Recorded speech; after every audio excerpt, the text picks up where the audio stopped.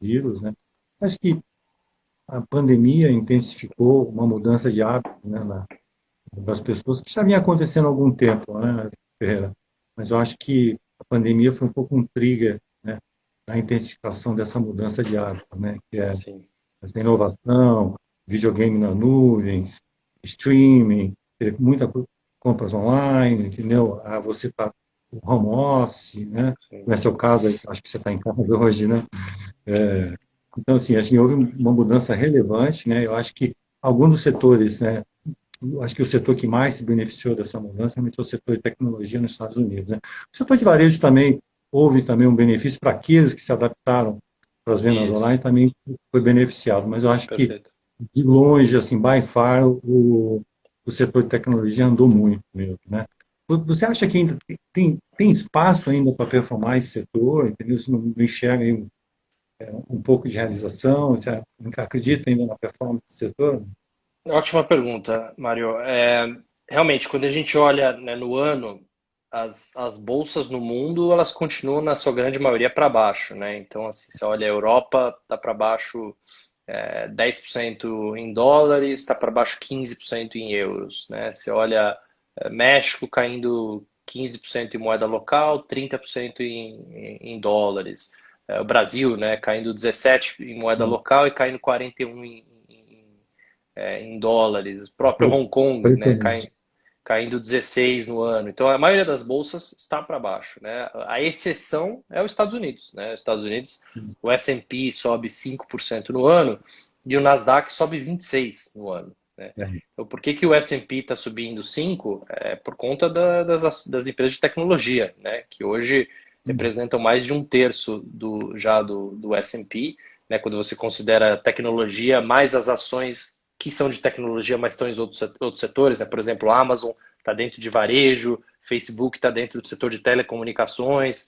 A gente sabe que no final do dia são todas tech, né? Então, se agregar tech é mais de um terço do S&P 500 hoje. E quando você olha o S&P sem tecnologia, né? O S&P X Technology, o S&P está em linha com o índice global de ações, né? Assim, não está performando em linha. Os bancos americanos estão para baixo 30% no ano, parecido com os nossos bancos aqui. Então, assim, realmente foi o setor que trouxe, né, esse rally né, tão grande para os Estados Unidos e fez os Estados Unidos descolar, né, de outras bolsas. E isso gerou uma discussão muito grande, principalmente ao longo do mês de agosto, sobre uma bolha de preços de novo, né, sobre uma nova bolha.com, como a gente teve lá no ano 99 e 2000. Meu. E a gente até escreveu um relatório sobre isso, que a gente dizia o seguinte, olha, quando você olha o Nasdaq como um todo, né, agregado, o Nasdaq hoje está negociando a 30 vezes lucro, né? 30 vezes lucro 2021, que não Uhum. é um múltiplo extremamente exagerado, né? Não é um múltiplo extremamente caro, que você fala, isso aqui é uma bolha, né? Uma bolha de preço é quando você está falando de um múltiplo acima de 100 vezes, né? Uma coisa que é muito difícil de justificar aquele valor, enfim, que foi o caso lá em 99 e 2000, que aquelas empresas eram empresas que não tinham, né, lucro ainda, lembra? Eram empresas de papel, né? No final do dia, elas não eram empresas que tinham um negócio sólido. Hoje não, né? Hoje essas empresas elas crescem muito, elas estão disruptando vários setores, né? Então são vários setores que estão sendo disruptados pela tecnologia, né? É o setor financeiro, setor de mídia, setor de telecomunicações, enfim, o setor de varejo tradicional, né?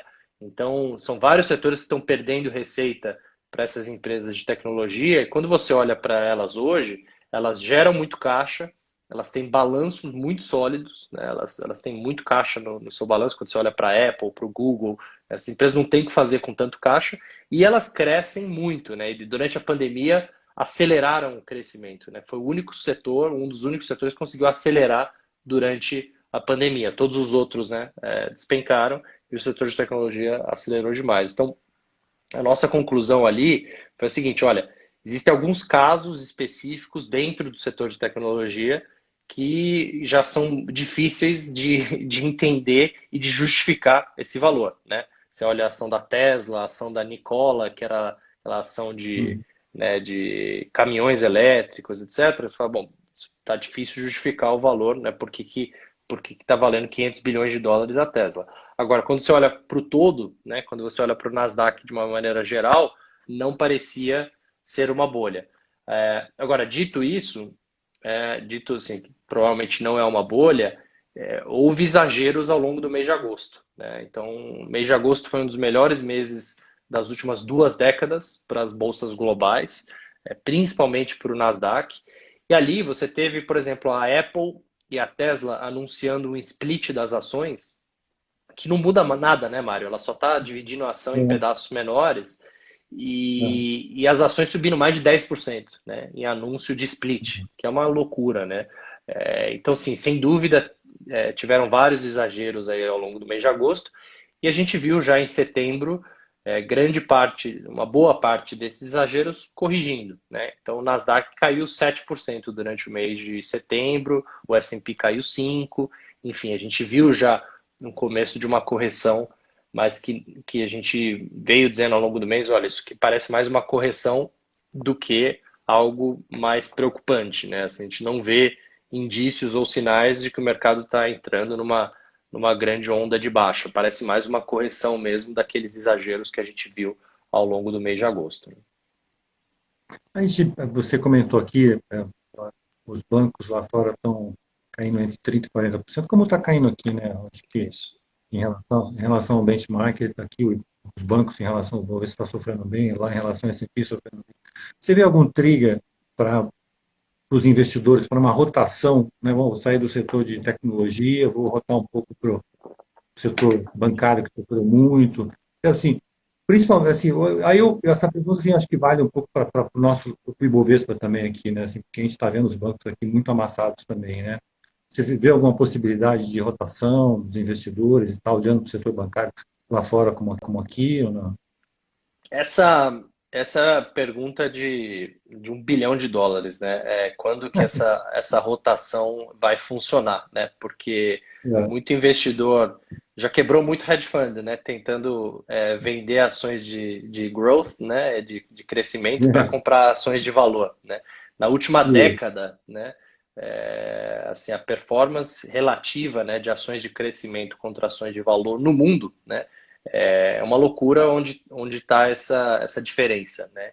E é realmente difícil de enxergar qual que pode ser o trigger, né, o catalisador para fazer o mercado voltar a comprar ações de valor, que são ações de bancos, ações de empresas industriais, ações, né, de commodities, né? São ações mais do old economy, né? Da é, economia velha, que infelizmente são as ações principais do nosso índice Bovespa, né? O nosso índice ele ainda é muito né, pesado em setores aí da old economy, né? Da economia isso. mais antiga. Então isso tem esse peso setorial, né? Acaba penalizando bastante o nosso índice, né? Quando você olha o Ibovespa em relação a outros índices, o fato de que a gente tem muito desses setores que estão para trás no mundo todo, né? Não é só no Brasil. Então, acho que um catalisador claro é a volta, né, do crescimento global, trazendo uma volta da inflação, né? Então, se a gente tiver uma volta da inflação no mundo, provavelmente, né, essas ações de valor podem voltar a se beneficiar, ou podem voltar a ganhar, né, mais, eu diria, mais interesse dos investidores, principalmente no relativo, né? Porque aí pode ser que o mercado fique mais defensivo e volte a comprar essas empresas, né, que são mais defensivas. Então, acho que esse seria um potencial catalisador que ainda está difícil de enxergar no mundo, né? Acho que aqui no Brasil a É. gente tem sinais aí de potencial volta da inflação, mas quando você olha para o mundo, o risco hoje ainda é o contrário, né? O risco ainda é de deflação e não de inflação, né, no mundo. Uhum. Então, acho que esse poderia ser um potencial catalisador que levaria, né, a uma volta de um aumento de taxa de juros, etc. Que, de novo, né, esse catalisador está difícil de enxergar no mundo como um todo, né? Infelizmente, né? Pois é.